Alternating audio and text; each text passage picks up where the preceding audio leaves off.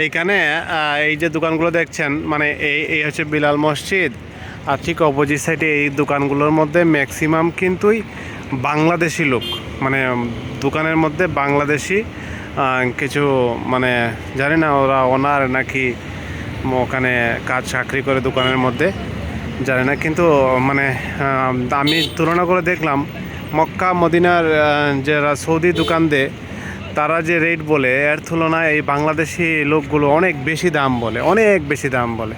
তা আমি তুলনা করে বলছি যে আপনাদের প্রমাণ বলতে বলে আমি যেমন সাধারণ টুপি যেগুলো সেগুলো মক্কা মদিনায় অনেক সময় 1 টাকা বলে, অনেক সময় 2 টাকা 2 রিয়াল বলে, আবার 1 রিয়ালও বলে মক্কাতে। হ্যাঁ, 5টা টুপি 10টা টুপি নিয়ে নেবেন আপনি, 12টা টুপি পেয়ে যাবেন আপনি 10 টাকা, এরকম আছে।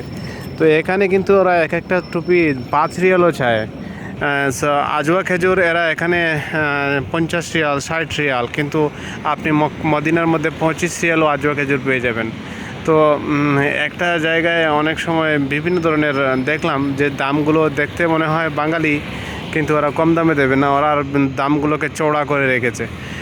ওরা প্রথমে কথা বললে তো বাঙালি লোকের কাছে পাঠাবে, বাংলাদেশের লোক, ওরা দামগুলো চওড়া করে বিক্রি করে, মনে অরিজিনাল বিজনেসম্যানেরা।